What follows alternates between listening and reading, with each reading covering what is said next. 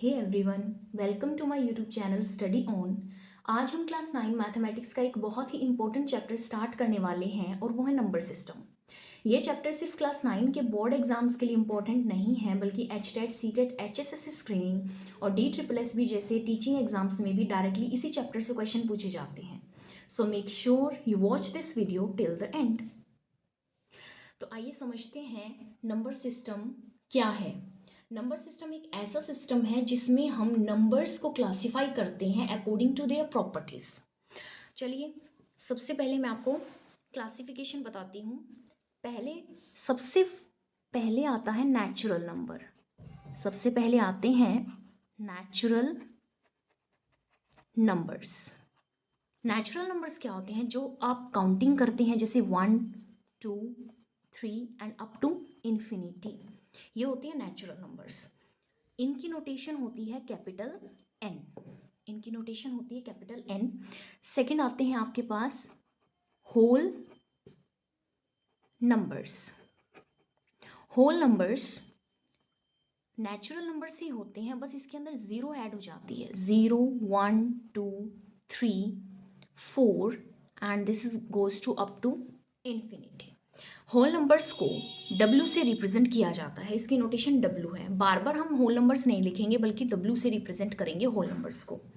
Third आता है integers. Integers को हम Z से रिप्रेजेंट करते हैं। ये इसके अंदर होल नंबर्स के साथ साथ नेगेटिव नंबर्स भी इंक्लूड हो जाते हैं। जैसे माइनस इन्फिनिटी से हम चले गए -3, -2, -1, 0, 1, 2, 3 and goes to infinity. Okay, fourth आपके पास आते हैं रैशनल नंबर्स। कौन से आते हैं? Rational numbers. रैशनल नंबर्स को हम कैपिटल Q से रिप्रेजेंट करते हैं। अब रैशनल नंबर्स क्या है? रैशनल नंबर्स में आपके पास इंटीजर्स तो होंगी ही, पर उसके साथ साथ उस फ्रैक्शन भी इंक्लूड हो जाएगी। जैसे 2/3, 4/11। रैशनल नंबर्स की एक प्रॉपर डेफिनेशन भी होती है। Rational numbers are those numbers which can be written in the form of P/Q। जो भी नंबर P/Q की फॉर्म में लिखा जाता है वो आपका रैशनल नंबर होता है। रैशनल नंबर में आपके पास जो डिनोमिनेटर होता है वो आपका ज़ीरो नहीं होना चाहिए, अदरवाइज कोई भी नंबर हो सकता है। यहाँ पे P एंड Q को प्राइम नंबर्स होते हैं। को प्राइम नंबर्स क्या होते हैं? को प्राइम नंबर्स वो होते हैं जिन दोनों नंबर का कॉमन फैक्टर सिर्फ 1 हो। 1 के अलावा और कोई भी कॉमन फैक्टर बीच में नहीं आना चाहिए, वो नंबर्स को प्राइम नंबर्स कहलाते हैं। जैसे मैं आपको बताती हूँ 1/2, 2/4 एंड 3/6। ये तीनों नंबर आपको अलग अलग लग रहे होंगे, पर ये तीनों एक ही नंबर है। देखिए, इसकी फ्रैक्शन भी 1/2 आती है, इसकी फ्रैक्शन भी 1/2 आती है। 1/2 एक दूसरे के साथ को प्राइम है। को प्राइम है। ओके, इसके बाद रैशनल नंबर्स के बाद आपके पास आते हैं इर्रेशनल नंबर्स। इर्रेशनल नंबर्स को Q डैश से रिप्रेजेंट किया जाता है। ये वो नंबर्स होते हैं जिनको हम P/Q की फॉर्म में नहीं लिख सकते। वो नंबर्स क्या होते हैं? इर्रेशनल नंबर्स होते हैं। इसके एग्जाम्पल में आपके पास जो भी नंबर रूट में होता है वो सारे नंबर इरेशनल होंगे। For example √2, √3, √4 and so on.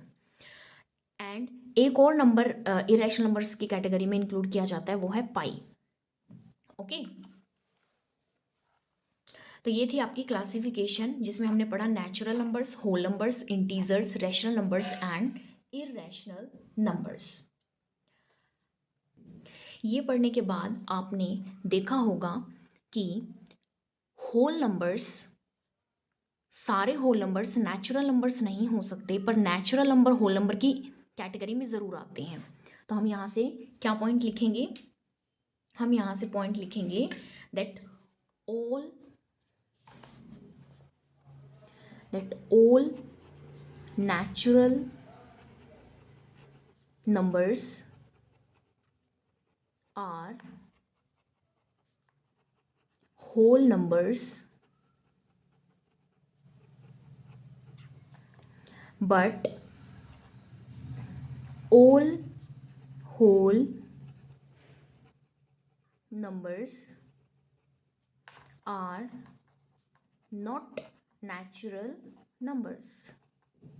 Natural numbers क्यों नहीं है? Because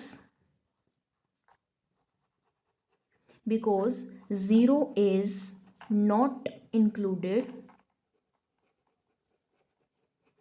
in natural numbers. Natural numbers. Similarly हम ये बोल सकते हैं all integers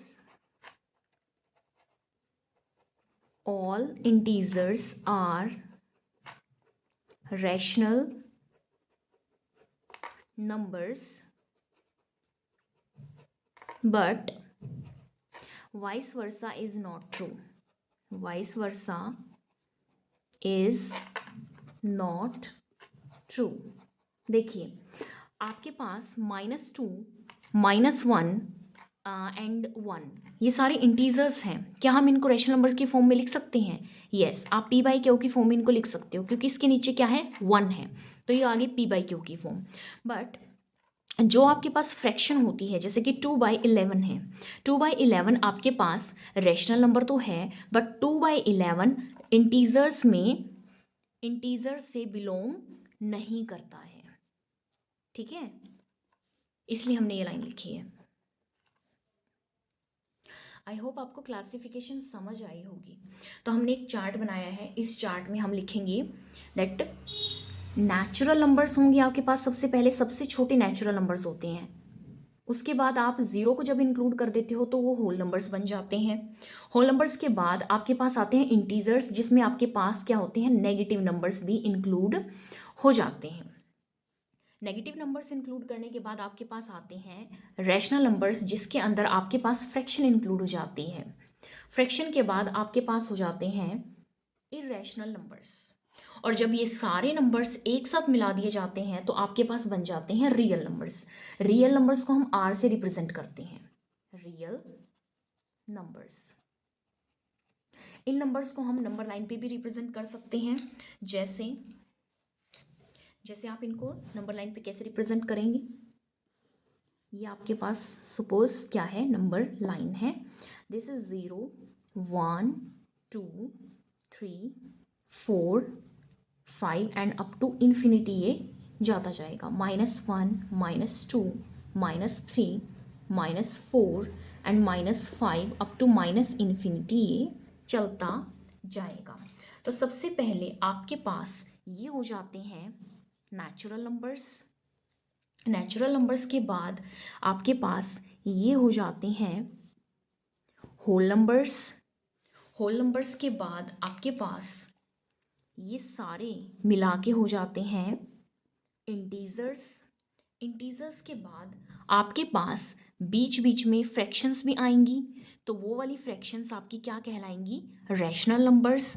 और इर्रेशनल नंबर्स भी इसी नंबर लाइन पे रिप्रेजेंट किए जाएंगे, जो मैं आपको बाद में समझाऊंगी कि कैसे आप इर्रेशनल नंबर्स को रैशनल नंबर्स को एक नंबर लाइन पे रिप्रेजेंट करते हैं। ओके, तो आप नंबर लाइन पे इन सबको रिप्रेजेंट कर सकते हैं। इतना समझने के बाद आपके पास अब मैं कुछ ट्रू फॉल्स की फॉर्म में क्वेश्चंस हैं, वो हम सॉल्व करेंगे। देखिए, every whole number is natural number, is it true और फॉल्स? नो, ये क्या है आपके पास फॉल्स है। क्यों? क्योंकि होल नंबर्स में आपके पास ज़ीरो आती है पर नेचुरल नंबर में ज़ीरो नहीं आती, इसलिए सारे तो होल नंबर नेचुरल नंबर नहीं हुए ना, इसलिए आप इसको क्या बोलोगे? फॉल्स बोलोगे। नेक्स्ट है every integer is rational number. क्या ये सही बात है? आप इसको लिखोगे ट्रू, क्योंकि सारे ही इंटीजर्स को आप पी बाई क्यू की फॉर्म में लिख सकते हो, रैशनल नंबर की फॉर्म में लिख सकते हो, पर सारे रैशनल नंबर्स को आप इंटीजर की फॉर्म में नहीं लिख सकते, क्योंकि कोई कोई फ्रैक्शन ऐसी भी है जो कंप्लीटली डिवाइड नहीं होती, तो वो फ्रैक्शन आपकी इंटीजर्स में इंक्लूड नहीं होती। तो ये ट्रू है।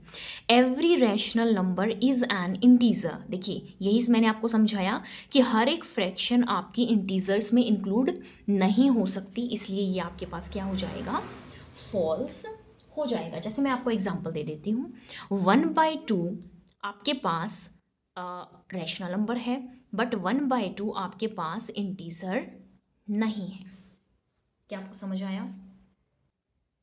इसके बाद मैं आपको एक पॉइंट समझाती हूँ जो रैशनल नंबर्स पे डिपेंड करता है। वो ये है कि there are infinitely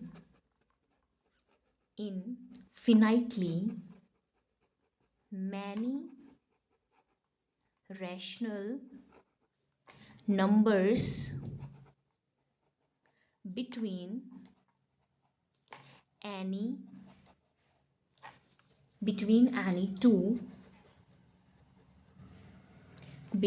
any two given rational numbers। Okay आपको ये पॉइंट ध्यान रखना है कि हमारे पास जब दो रैशनल नंबर होते हैं तो दो रैशनल नंबर के बीच में बहुत सारे इनफिनाइटली मैनी रैशनल नंबर्स होते हैं। जैसे हमने ये नंबर लाइन ली थी तो 2 और 3 रैशनल नंबर्स भी तो हैं।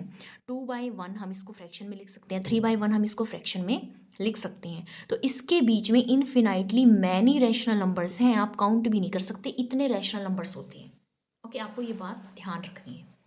उससे नेक्स्ट हम पढ़ते हैं इरेशनल नंबर्स वैसे तो मैं आपको बता चुकी हूँ, बट एक बार फिर से मैं आपको बताती हूँ। ये वो नंबर्स होते हैं विच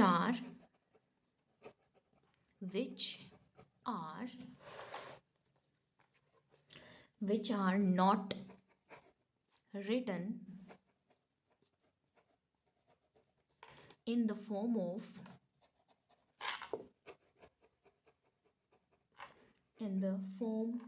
P/Q। वो नंबर जो P/Q की फॉर्म में नहीं लिखे जा सकते उन नंबर्स को हम कहते हैं इरेशनल नंबर्स। इसके एग्जांपल जैसे कि मैं आपको पहले दे चुकी हूँ, जितने भी नंबर रूट के अंदर होते हैं वो सारे ही क्या कहलाते हैं? इरेशनल नंबर कहलाते हैं। ओके और एक एक्स्ट्रा आप क्या इंक्लूड कर दोगे? पाई। ये पाई भी क्या होता है? इरेशनल नंबर होता है। ओके अब हम आगे चलते हैं और मैं आपको बहुत सारे फैक्ट्स बताती हूँ जो कि रैशनल नंबर और इरेशनल नंबर से रिलेटेड है। जैसे मैंने आपको बताया कि दो रैशनल नंबर्स के बीच में बहुत सारे रैशनल नंबर्स होते हैं, उसी तरीके से there are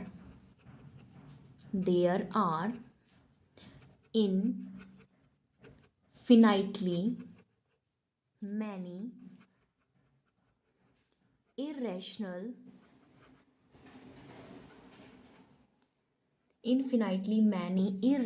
numbers between any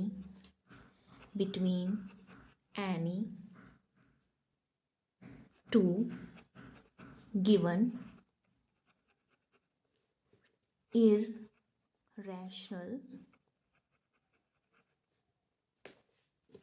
numbers।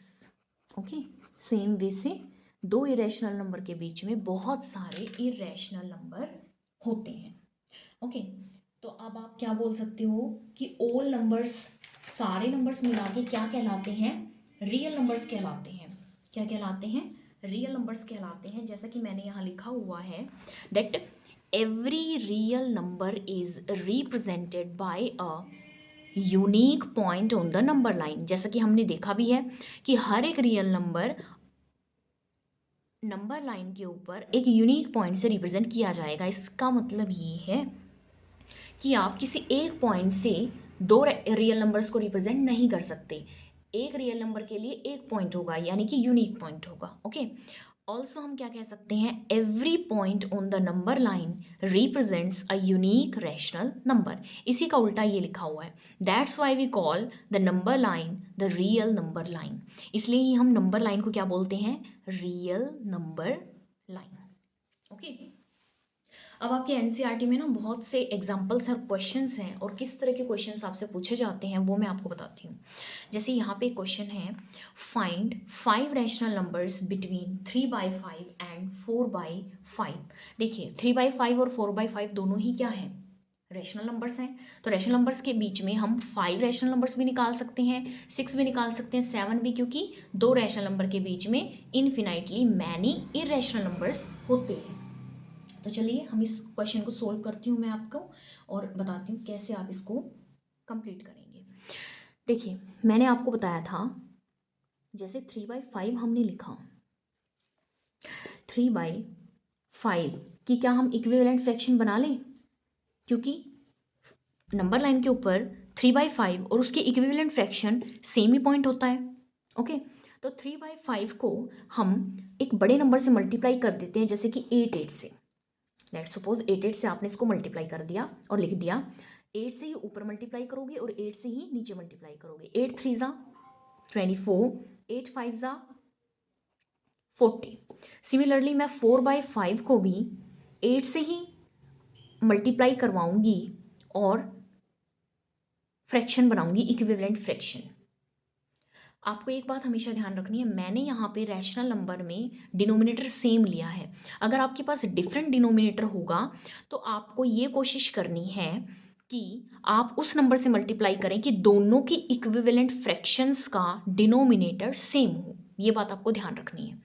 8 4 ज़ा 32 एंड 8 5 ज़ा 40। अब देखिए 24 एंड 40, 32/40 के बीच में कितने सारे हम रैशनल नंबर्स लिख सकते हैं। 25/40, 26/40, 27/40, 28/40, 29/40, 30/40, 31/40। ये रेशनल नंबर्स हम इन दोनों नंबर्स के बीच में लिख सकते हैं। आप इन दोनों नंबर्स को इंक्लूड नहीं करेंगे, इसके अलावा जो रेशनल नंबर्स आएंगे उनको आप आंसर्स में लिखोगे। सो 5 रेशनल नंबर पूछा है तो आप कोई भी 5 लिख दो, जैसे मैं लिख देती हूँ 25/41, 26/42, 28/43, 30/44 एंड 31/40। मैंने एक नंबर को छोड़ दिया। ओके, जितने आपसे क्वेश्चन में पूछा जाए उतने आप रैशनल नंबर निकाल सकते हो। अगर यहाँ पे 10 रैशनल नंबर पूछा होता तो हम और बड़े नंबर से 100 इसके इक्विवेलेंट फ्रैक्शन बनाने के लिए और भी बड़े नंबर से मल्टीप्लाई करते, सो दैट हमारे दोनों नंबर्स के बीच में बहुत सारे रैशनल नंबर आ जाते। ओके, तो ये आपका आंसर है। अब देखिए मैं आपको 3/5 को नंबर लाइन के ऊपर रिप्रेजेंट करना सिखाती हूँ।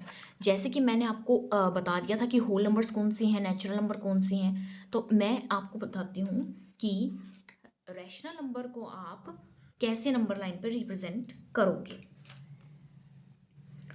ये जैसे आपने नंबर लाइन ड्रॉ की है, मैंने यहाँ लिख लिया 0 एंड 1। नंबर लाइन पे हम कितना भी दूर ले सकते हैं ना इसको। तो आप देखिए मैंने क्या बनाना है 3/5, तो मैं डिनोमिनेटर में क्या लूँगी, ये हो गया 0/5 और ये हो गया 1/5, तो ये हो जाएगा ये होगा 5/5। 5/5 बाद में जाके 1 ही तो बनेगा। 1/5, 2/5, 3/5, 4/5। स्पेस थोड़ा सा आप इक्वल रखिएगा और फिर क्वेश्चन करिएगा। सो आपसे पूछा गया था 3/5, तो ये हो गया आपके पास आंसर। आप ऐसे नंबर लाइन के ऊपर रैशनल नंबर्स को क्या कर सकते हो, रिप्रेजेंट कर सकते हो। अब मैं आपको बताती हूँ कि कैसे आप इर्रेशनल नंबर को भी नंबर लाइन के ऊपर रिप्रेजेंट कर सकते हो। सो मैं आपको √2 रिप्रेजेंट करके बताऊँगी। √2 को आप कैसे रिप्रेजेंट करोगे। सबसे पहले आप एक नंबर लाइन ड्रॉ करोगे। नंबर लाइन ड्रॉ करने के बाद आप यहाँ पे पॉइंट लोगे। मैंने लिया है 0 एंड 1, जैसे आगे होगा 2 एंड ऐसे चलते चलते ये इन्फिनिटी तक जाएगा, ऐसे ही -1 एंड ये चलते चलते माइनस इन्फिनिटी तक जाएगा। आप इसको 1 यूनिट मेज़र करोगे स्केल से। आप जितना ये डिस्टेंस आप लोगे ना नोटबुक के ऊपर, सेम डिस्टेंस आपको यहाँ लेना है। ओके, ये 1 यूनिट मान के चलोगे आप, और इसे भी आप 1 यूनिट लेट करके चलोगे कि ये मैंने 1 यूनिट लिया है, सेम डिस्टेंस होना चाहिए। उसके बाद हम इन पॉइंट्स, इनके अलग अलग पॉइंट्स लिख लेते हैं। जैसे मैंने इसको O नाम दिया, इसको A एंड इसको B पॉइंट। उसके बाद मैं OA को भी ज्वाइन कर दूँगी। OA को ज्वाइन करने के बाद अगर आपको याद हो तो आपने एक प्रॉपर्टी पढ़ी होगी पाइथागोरस थ्योरम। अब पाइथागोरस थ्योरम क्या है? पाइथागोरस थ्योरम, पाइथागोरस थ्योरम आपके पास ये होती है, आपके पास एक ट्राइंगल होता है जो कि होगा राइट एंगल्ड ट्राइंगल। जैसे मैं इसको नाम देती हूँ AOAB। ओके, ये आपके पास होता है बेस, ये आपके पास होती है हाइट, ये आपके पास होता है बेस, ये होती है हाइट एंड ये होती है आपके पास हाइपोटेन्यूज। तो पाइथागोरस थ्योरम में होता है बेस का स्क्वायर प्लस हाइट का स्क्वायर, जो कि होगा आपके पास हाइपोटेन्यूज के स्क्वायर के इक्वल। तो सिमिलरली आप यहाँ देखोगे, यहाँ भी राइट एंगल ट्रायंगल बन रहा है, तो मैं इसमें पाइथागोरस थ्योरम लगाऊंगी in triangle OAB। Pythagoras property के according OA square plus AB square is equal to OB square, यही होगा। तो OA क्या डिस्टेंस है? 1 यूनिट है, दैट इज 1 स्क्वायर। AB भी 1 यूनिट आपने लिया है, 1 स्क्वायर। तो आपके पास OB स्क्वायर क्या आएगा? 1 + 1 2 OB स्क्वायर। आपको अगर पता हो तो 2 यहाँ पे स्क्वायर में है, इक्वल के उस तरफ जाके ये रूट बन जाएगा, √2 इज इक्वल टू OB। तो OB का डिस्टेंस कितना आ गया? √2 आ गया। तो ये डिस्टेंस आपके पास क्या होगा? √2 होगा। अब देखिए, अब आपको क्या करना है। अब आप कंपस लेंगे और कंपस को आप के पॉइंट को आप O पे रखेंगे और ये आप रेडियस लेंगे।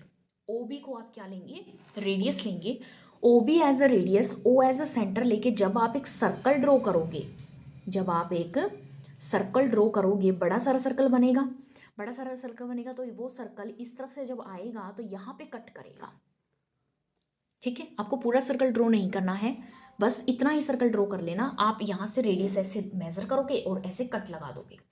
जब यहाँ कट लगेगा तो जो ये डिस्टेंस आएगा A', ये आपके पास ये जो डिस्टेंस आएगा, ये जो डिस्टेंस होगा ये आपके पास √2 होगा, क्योंकि ये भी सेम रेडियस है। यहाँ से भी जब आप सर्कल ड्रॉ करोगे तो ये भी तो रेडियस ही आएगी, तो ये डिस्टेंस भी आपके पास √2 होगा। तो ये पॉइंट आपके पास क्या आया है? √2। आप ऐसे रिप्रेजेंट करेंगे। क्लियर? सिमिलरली आप आगे के रैशनल नंबर्स को भी रिप्रेजेंट कर सकते हैं नंबर लाइन के ऊपर। जैसे कि मैंने आपको √2 रिप्रेजेंट करके दिखाया, सिमिलरली मैं आपको √3 रिप्रेजेंट करके दिखाती हूँ। √3 को आप कैसे रिप्रेजेंट करोगे? सेम आप एक नंबर लाइन लोगे, सेम वे से आपने पॉइंट ले लिया O, ये 1 सॉरी ये 0 भी है, आप इसको O भी कंसिडर करना। Okay, 2 up to infinity and this is up to -infinity. पहले आपको √2 ही रिप्रेजेंट करना पड़ेगा। पहले √2 बनाइए, 1 यूनिट। सेम वे से यहाँ भी आपने क्या लिया था? 1 यूनिट। और आपको ध्यान हो तो ये डिस्टेंस क्या आ गया था? √2 आ गया था। जब ये डिस्टेंस √2 आ गया, OA एंड B। अब आप ये जो डिस्टेंस यहाँ पे ड्रॉ करेंगे, परपेंडिकुलर ड्रॉ करेंगे 1 यूनिट का, 1 यूनिट लेंथ का परपेंडिकुलर आप ड्रॉ कर सकते हैं with the help of D और with the help of compass. ये भी राइट एंगल ट्रायंगल था, ये राइट एंगल ट्रायंगल बन चुका है। यहाँ पे आप पॉइंट ले लीजिए, मैंने लिया A B C और OC को आप क्या करवा दोगे, ज्वाइन करवा दोगे। अब आप देखिए आपके पास ट्राइंगल इन ट्राइंगल OBC भी एक क्या है, राइट एंगल ट्राइंगल है, तो इसमें OB क्या होगा, बेस होगा, BC होगी हाइट एंड OC होगी हाइपोटेन्यूज। सेम फॉर्मूला हम लगाएंगे, OB square base square plus BC square that is height square which is equal to hypotenuse OC square. OB का डिस्टेंस कितना है, √2 square plus 1 square which is equal to √2 का जब square करेंगे तो square से रूट कैंसिल हो जाएगा तो 2 बचेगा, 2 + 1 that is 3 is equal to OC square. Answer में आपके पास आएगा √3 OC। सो OC की लेंथ कितनी आई, OC की लेंथ आपके पास आ चुकी है √3। सिमिलरली आप यहाँ पे कंपास रखेंगे और यहाँ से जब सर्कल ड्रॉ करेंगे OC एज अ रेडियस, तो ये सर्कल कुछ ऐसे आएगा। यहाँ से जब सर्कल ड्रॉ किया था तो वो ऐसे आएगा, यहाँ से जब सर्कल ड्रॉ करोगे तो कुछ ऐसे आएगा। ये पॉइंट आपके पास आ जाएगा √2 एंड ये पॉइंट आपके पास आ जाएगा √3। आप ऐसे रिप्रेजेंट करेंगे बाकी के रेशनल नंबर्स को भी। आई होप आपको ये बात समझ आई होगी। चलिए अब आगे मूव करते हैं और हमारे नेक्स्ट टॉपिक को करते हैं। नेक्स्ट टॉपिक है आपके पास real numbers and their decimal expansions.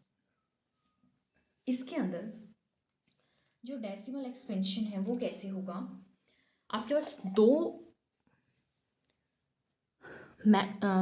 Choice होंगी। जैसे जब भी आप किसी नंबर को किसी दूसरे नंबर से डिवाइड करोगे तो या तो आपके पास रिमाइंडर 0 आएगा या फिर आपके पास रिमाइंडर नॉन ज़ीरो आएगा। दो ही चॉइस होती हैं, या तो रिमाइंडर 0 बन जाएगा या फिर रिमाइंडर नॉन ज़ीरो बनेगा।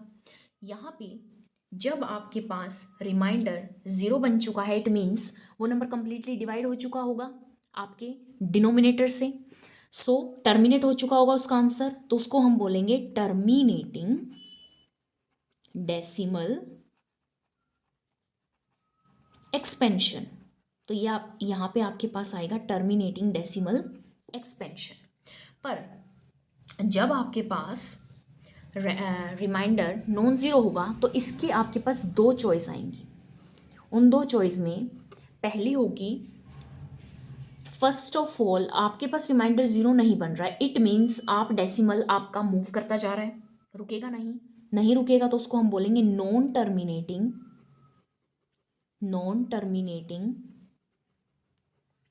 And repeating decimal expansion. और सेकंड चॉइस आपके पास बनेगी non terminating and non repeating decimal expansion. Clear? अब अभी आपको इतना समझ नहीं आया होगा कि कैसे मैंने ये चीज़ लिखी है। मैं आपको एग्जांपल्स देती हूँ और उन एग्जांपल्स को एक्सप्लेन करती हूँ, उसके बाद आपको ये समझ आएगा कि कैसे मैंने इसे लिखा है। आपके पास एक है 7/8 रैशनल नंबर है जो कि रियल नंबर की कैटेगरी में आता है। एक आपके पास है 10/3। ओके, जब मैंने 7 को 8 से डिवाइड किया तो मेरे पास क्या आया, 7 8 से डिवाइड नहीं होता, तो मैं पहले डेसिमल्स लगाऊंगी और इसको ज़ीरोस दे दूंगी। मैंने किया 8 8 ज़ा 64, यहाँ से आपके पास आएगा 6 0 नीचे, 8 7 ज़ा 56, यहाँ से आपके पास बना 4 एंड दिस 0 डाउनवर्ड्स, 8 5 ज़ा 40। देखिए यहाँ पे आपके पास रिमाइंडर 0 आ रहा है, आपका आंसर जो आपका क्वेश्चन है वो भी रुक चुका है, टर्मिनेट हो चुका है, इसलिए मैंने आपको बोला कि ये क्या होगा, terminating decimal expansion. Terminating decimal expansion. तो 7/8 आपके पास इस कैटेगरी में आएगा जिसका डेसिमल एक्सपेंशन क्या है, टर्मिनेटिंग है। जिसका डेसिमल एक्सपेंशन क्या है, टर्मिनेटिंग है। उसके बाद आपके पास है 10/3। 10/3 को आप कैसे डिवाइड करेंगे? 10 3 से आप इसको डिवाइड करेंगे, 3 3 ज़ा 9। यहाँ से हम डेसिमल लगा लेते हैं, 1 देन 0, 3 3 ज़ा अगेन 9। यहाँ से फिर 1 एंड 0, 3 3 ज़ा 9। और ये आपके पास रिमाइंडर सेम आता जा रहा है और ये टर्मिनेट नहीं हो रहा। इसलिए मैंने आपको यहाँ बताया था कि जब रिमाइंडर नॉन ज़ीरो आएगा, जब रिमाइंडर नॉन ज़ीरो आएगा, देखिए हमारा रिमाइंडर नॉन ज़ीरो ही आ रहा है, बार बार 1 1 1 1 रिमाइंडर आता जा रहा है, और इसलिए हमारे पास क्वेश्चन क्या होगा? नॉन टर्मिनेटिंग होगा, क्योंकि वो टूट ही नहीं रहा, ब्रेक हो ही नहीं रहा। इसलिए मैंने आपको बोला था यहाँ पे दो चॉइस होंगी, पहला होगा नॉन टर्मिनेटिंग, दोनों में ही मैंने लिखा था नॉन टर्मिनेटिंग, ये होगा non terminating and repeating. Bar bar answer अब डिजिट अपने आप को क्या करता जा रहा है? रिपीट करता जा रहा है, 3 3 3 3 3। इसलिए मैंने आपको ये एग्जाम्पल दिया है। तो ये आएगा इस कैटेगरी में 10/3। इसका डेसिमल एक्सपेंशन क्या होगा? Non terminating and repeating decimal expansion. कोई भी नंबर होगा, आप उसको डिवाइड करके ही चेक कर पाएंगे कि वो रिपीटिंग है या नॉन रिपीटिंग है, टर्मिनेटिंग है या नॉन टर्मिनेटिंग है। उसके बाद आपके पास मैं इसका एग्जाम्पल देती हूँ, non terminating and non repeating decimal expansion. Suppose कर लो कोई भी नंबर है और वो नंबर अपने आप को ऐसे, उसका डेसिमल एक्सपेंशन कैसे आता जा रहा है? जैसे सपोज करो 0.10 और चलता ही जा रहा है। कोई भी नंबर अपने आप को दोबारा से सेम प्लेस पे रिपीट नहीं कर रहा है ना, इसलिए ये नंबर क्या कहलाएगा? Non terminating. एक तो रुक भी नहीं रहा, दूसरा अपने आप को रिपीट भी नहीं कर रहा है, इसलिए ये होगा आपके पास non terminating and non repeating decimal expansion. Okay, क्या आपको समझ आया? ये ज़्यादातर इरेशनल नंबर्स ही होते हैं। जैसे √2 का डेसिमल एक्सपेंशन जब आप निकालोगे तो वो होगा 1.41142135623, ऐसे चलता जाएगा। देखिए ये अपने आप को रिपीट भी नहीं कर रहा और ना ही अपने आप को तोड़ रहा है, इसलिए ये आपके पास क्या होगा? Non terminating and non repeating decimal expansion. अब आप देखिए, जब आपके पास ये है 3.33 को आप ऐसे भी लिख सकते हो, 3 अपने आप को बार बार रिपीट करता जा रहा है, तो आप इसको 3.3 बार लिख सकते हो। बार का नंबर मतलब है जो नंबर अपने आप को बार बार रिपीट कर रहा है, आप उसको ऐसे रिप्रेजेंट कर सकते हैं। जैसे मैं और एग्जांपल आपको दे देती हूँ, आपको और क्लियरली समझ आएगा। मैंने लिखा 0.252525। अब आपने देखा 252525 अपने आप को बार बार रिपीट कर रहा है, तो ये आएगा 0.25 और 25 के ऊपर आप क्या लगा दोगे? बार लगा दोगे। अंडरस्टूड? सिमिलरली आप ऐसे भी लिख सकते हो 0.2, अब 5 अपने आप को रिपीट करता जा रहा है, तो आप इसको लिखोगे 0.25 और 5 के ऊपर बार। सो यहाँ से आपको क्या समझ आया कि the decimal expansion of a rational number is either terminating or non terminating recurring. Okay, recurring को आप रिपीटिंग भी लिख सकते हैं। जो मैंने आपको समझाया था कि रैशनल नंबर्स, दो एग्जाम्पल आपको दिए थे, एक टर्मिनेटिंग का, एक नॉन टर्मिनेटिंग का। एक था सिर्फ टर्मिनेटिंग और एक था नॉन टर्मिनेटिंग रिपीटिंग, जो अपने आप को रिपीट कर रहा था। तो जब भी आपको ये दो डेसिमल एक्सपेंशन दिखाई देंगे, आप समझ जाना कि वो किसके लिए हैं? रैशनल नंबर्स के लिए हैं। सेकेंड आपको बताया कि the decimal expansion of an irrational number is non terminating and non recurring. Non recurring means non repeating, अपने आप को जो रिपीट नहीं कर रहा। इसका भी मैंने आपको एग्जाम्पल दिया है। सो आज की वीडियो में बस इतना ही, बाकी चैप्टर हम नेक्स्ट वीडियो में कंप्लीट करेंगे। सो आई होप आपको नंबर सिस्टम चैप्टर का बेसिक कंसेप्ट क्लियर हो गया होगा। क्लास 9 के लिए तो ये चैप्टर इंपॉर्टेंट है ही, स्कोरिंग है ही, बल्कि टीचिंग एग्जाम्स जैसे कि HTET, CTET, DSSB और HSSC स्क्रीनिंग में भी यही डेफिनेशंस और एग्जाम्पल से क्वेश्चन पूछे जाते हैं। अगर आपको वीडियो पसंद आई हो तो लाइक करिए, शेयर करिए और चैनल को सब्सक्राइब ज़रूर करिए। कमेंट करके ज़रूर बताइए कि आपको चैप्टर कैसा लगा। Thank you for watching. See you in the next video.